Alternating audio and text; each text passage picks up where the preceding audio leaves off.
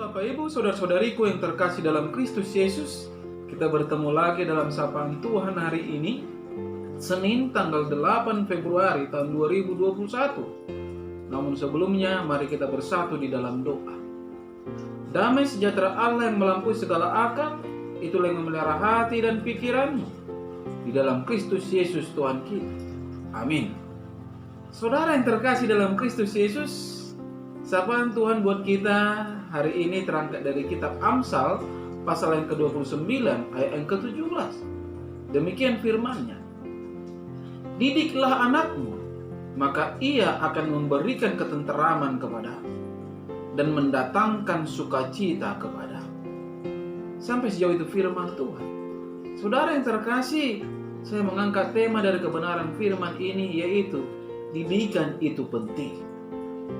Saudara yang terkasih dalam Kristus Yesus, dari pengamatan Salomo di dalam kebenaran firman Tuhan saat ini, ternyata pendidikan punya korelasi positif kepada karakter seseorang. Jika anak memperoleh didikan yang baik atau benar dari orang tua, maka anak itu akan berkarakter yang baik. Si anak akan membawa ketenteraman dan sukacita bagi orang tuanya. Itu makanya Salomo menganjurkan dalam Amsal ini agar setiap orang tua mendidik anaknya. Coba kita melihat bagaimana hidup Timotius, saudara-saudara. Dalam usianya yang masih sangat muda, Timotius sudah dikenal sebagai anak rohani Paulus yang kemudian menjadi teman sekerja Paulus dalam melayani Tuhan. Mengapa? Kalau kita melihat saudara-saudara 2 Timotius 1 yang ke-5 dikatakan di sana, sebab aku teringat akan imanmu yang tulus ikhlas, yaitu iman yang pertama-tama hidup di dalam nenekmu Lois dan di dalam ibumu Eunike, dan yang aku yakin hidup juga di dalam dirimu. Di sini kita bisa melihat bahwa peran nenek dan ibu Timotius sungguh besar dalam memberi keteladanan kepadanya, membekali dirinya dengan firman Tuhan sehingga ia pun bertumbuh benar sejak kecil dan kemudian dipakai Tuhan dengan luar biasa sejak masa mudanya.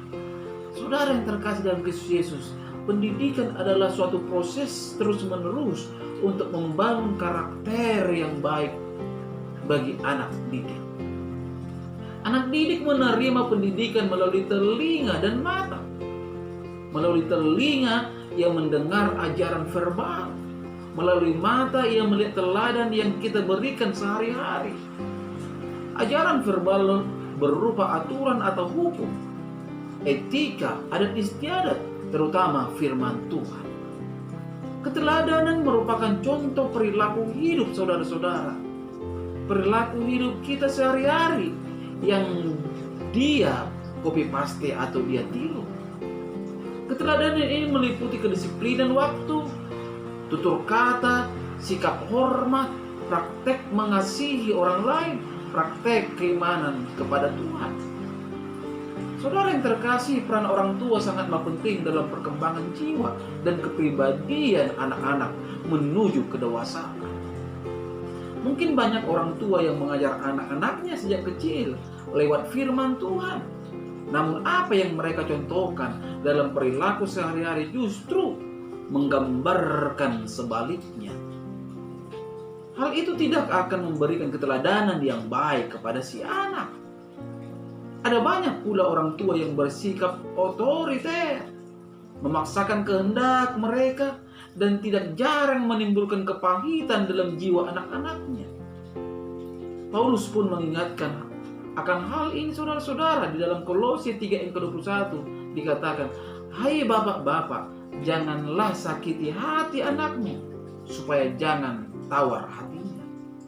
Ini saudara-saudara, jika kita ada di posisi anak,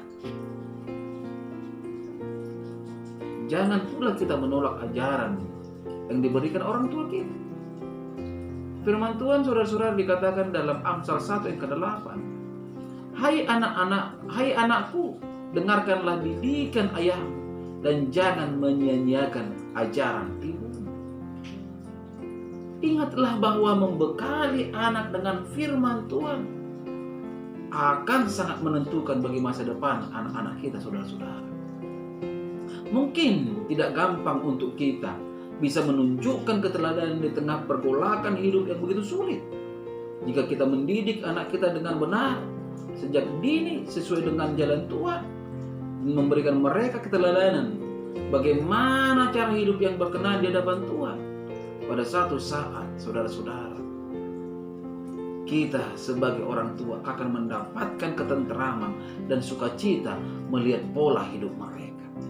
Ingatlah bahwa anak-anak kita akan selalu memperhatikan cara hidup kita tanpa disadari dan memberi contoh hidup yang baik, kudus dan benar akan membuat mereka menjadi anak-anak yang mengenal Tuhan sejak usia mudanya.